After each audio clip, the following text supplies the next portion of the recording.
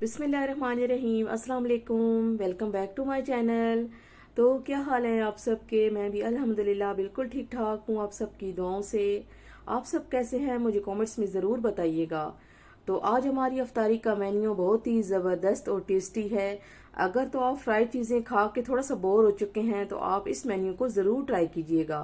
इंशाल्लाह आपको ये तमाम चीज़ें बहुत ही ज़बरदस्त लगेंगी, क्योंकि आज हम अफ्तारी में बना रहे हैं पेरी पेरी पिज़्ज़ा और इसके अलावा बहुत ही ज़बरदस्त और टेस्टी चना चाट बनाएंगे। तो आप वीडियो को मुकम्मल देखें, इंशाल्लाह आपको ये तमाम चीज़ें बहुत ज़्यादा पसंद आएंगी। तो आइए वीडियो को स्टार्ट करते हैं। बिस्मिल्लाहिर्रहमानिर्रहीम। तो यहाँ हम सबसे पहले तो बना लेते हैं जल्दी से पिज़्ज़े के लिए डो।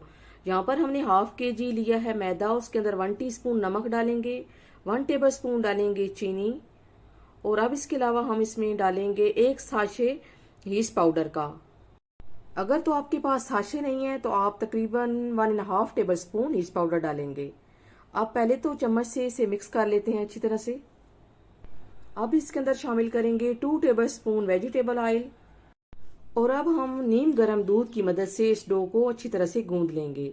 जिस तरह से हम नॉर्मल डो बनाते हैं इसी तरह से इसकी डो बना लेंगे। यहाँ पर आपने डो को ज्यादा हार्ड नहीं बनाना है।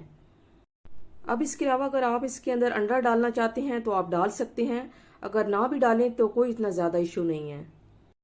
अगर तो हम डो को दूध के साथ तैयार करेंगे तो इंशाल्लाह वो वैसे ही इतनी ज्यादा टेस्टी होगी, तो हमें अंडे वगैरह की जरूरत नहीं है। अब इसे गूंदने के बाद हम इसके ऊपर 1 टेबल स्पून ऑयल डालेंगे और इसे थोड़ा सा नीट करके रख देंगे राइज होने के लिए। चलें जी, तो अल्हम्दुलिल्लाह हमारी डो अब यहाँ पर रेडी हो चुकी है।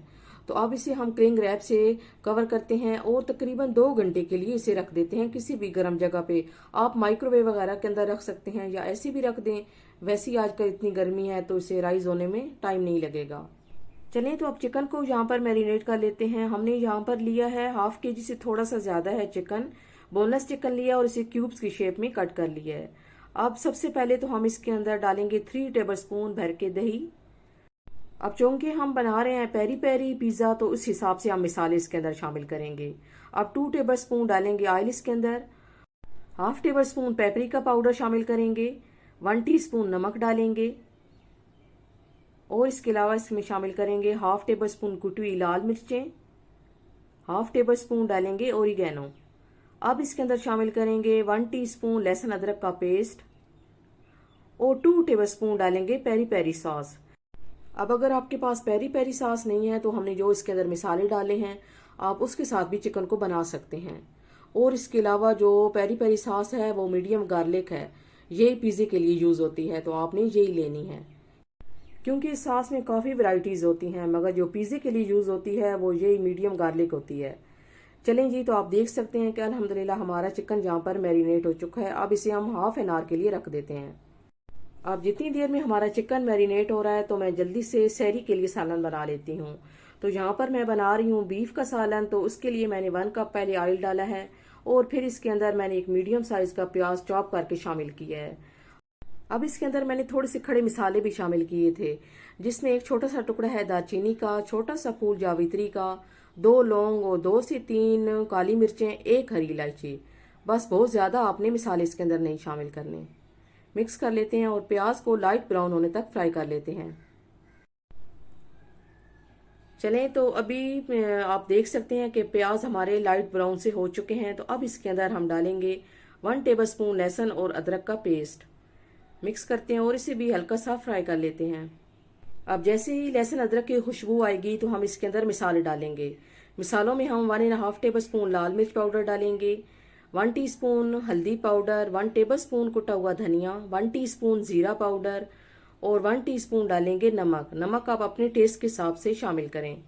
अब मिसाले डालेंगे और अच्छी तरह से मिसालों को भून लेंगे।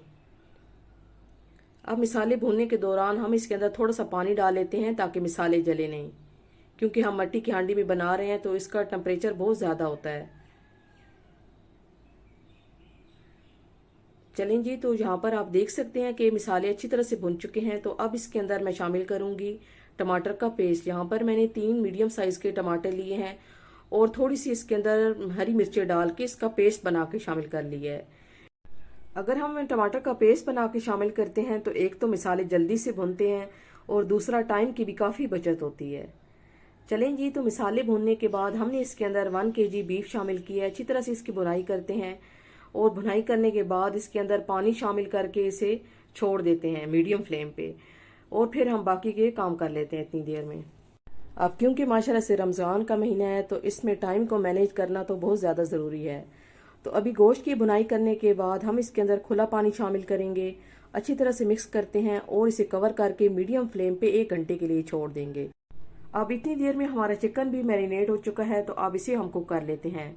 सबसे पहले तो एक पैन लेंगे, फ्लेम ऑन करेंगे और इसके अंदर जो मैरिनेट किया हुआ चिकन है वो सारा शामिल कर लेंगे। अब इसके अंदर ना ही तो हमने पानी डालना है, ना ही कोई ऑयल वगैरह डालना है, क्योंकि हमने पहले ऑयल भी डाल लिया है। और पानी इसलिए नहीं डालेंगे क्योंकि गोश्त ने भी अपना पानी छोड़ना है और दही ने भी पानी छोड़ना है, तो इसी के अंदर इंशाल्लाह हमारा चिकन अच्छी तरह से कुक हो जाएगा। अब फ्लेम को हम मीडियम रखेंगे और इस तरह से थोड़ी थोड़ी देर बाद चम्मच चलाते रहेंगे। अभी आप देख सकते हैं कि चिकन ने पानी छोड़ना शुरू कर दिया है, तो अब इसी पानी में इंशाल्लाह हमारा चिकन अच्छी तरह से कुक हो जाएगा। चलें जी, तो यहाँ पर चिकन को कुक होते हुए तकरीबन 8 से 10 मिनट हो चुके हैं।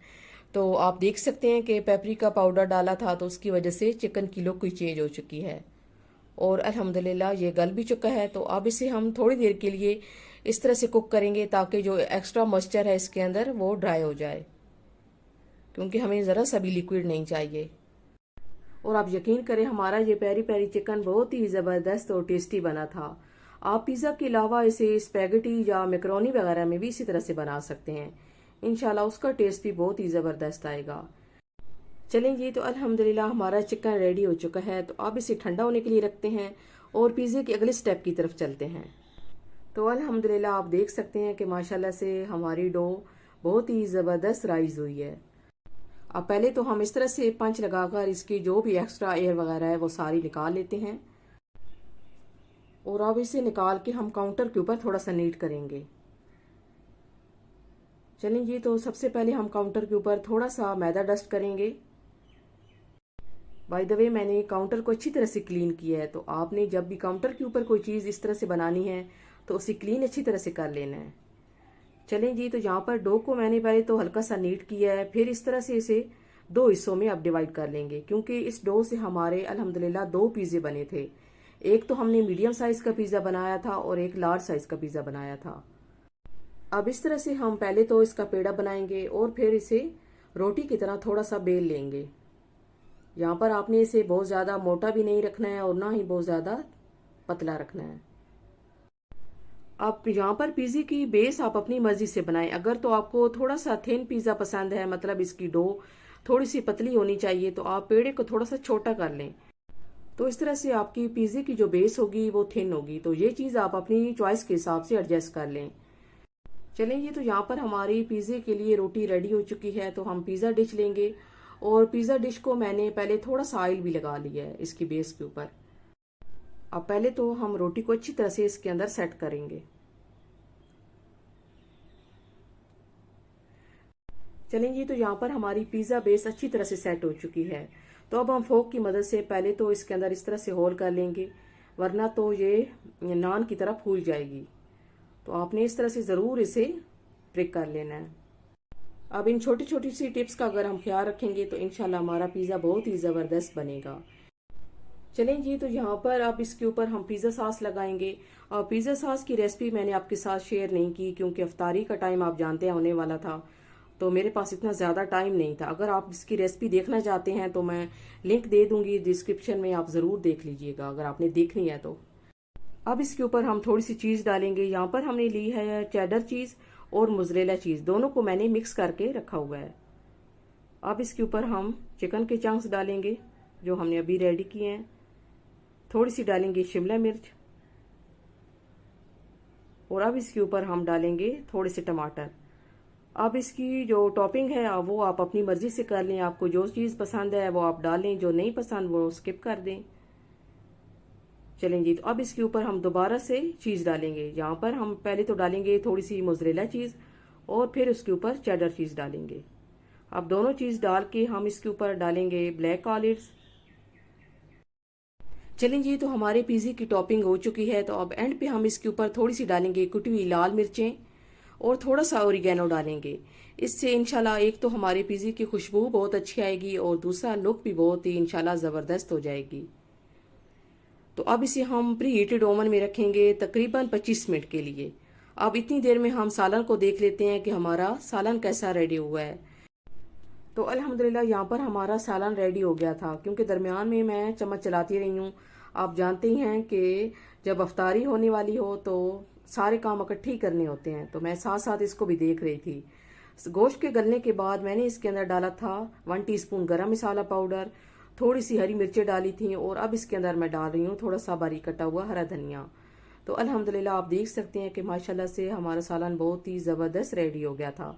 तो आप इसे बॉयल्ड राइस के साथ भी खा सकते हैं या चपाती नान के साथ भी खा सकते हैं। तो अल्हम्दुलिल्लाह हमारा सालन अब रेडी हो गया है। अब हम बना लेते हैं चना चाट।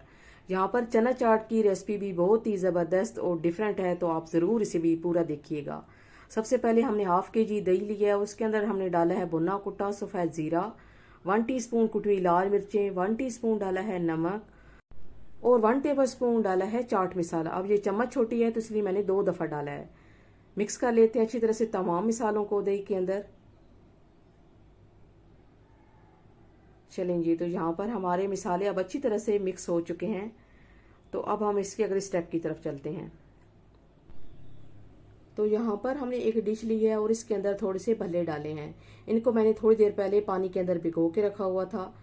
तो अब इसके ऊपर हम डालेंगे थोड़े से चने। अब इन भल्लों की रेसिपी हमने आपके साथ पहले शेयर की हुई है, हमारे चैनल पर है, अगर आपने देखनी है तो आप देख सकते हैं। तो बाद में हमने इसके ऊपर डाले हैं थोड़े से चने और इसके ऊपर डाले हैं थोड़े से बॉईल किए हुए आलू, जिसको मैंने बारीक काट लिया है। अभी हमारी आलू की लेयर भी लग चुकी है। आपने इसी तरह से इस रेसिपी को ट्राई करना है। और अब इसके ऊपर हम लेयर लगाएंगे थोड़े से प्याज की। प्याज को हमने बारीक स्लाइस की शेप में कट किया हुआ है। अब प्याज डालने के बाद हम इसके ऊपर डालेंगे थोड़ी सी बारीक कटी हुई हरी मिर्चें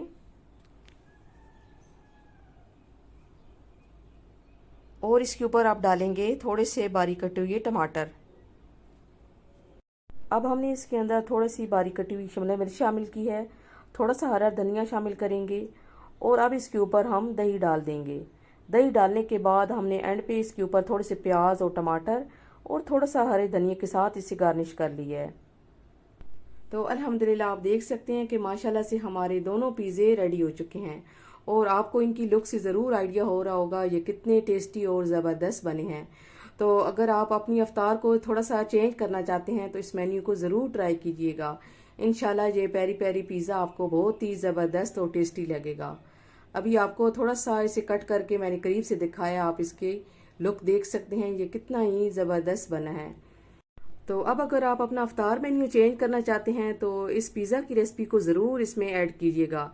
इंशाल्लाह आपके तमाम घर वालों को ये पिज़्ज़ा बहुत ही पसंद आएगा, क्योंकि अल्हम्दुलिल्लाह मेरे तमाम घर वालों को तो ये बहुत ज़्यादा पसंद आया है और सब ने मेरी बहुत ज़्यादा तारीफ़ भी की है।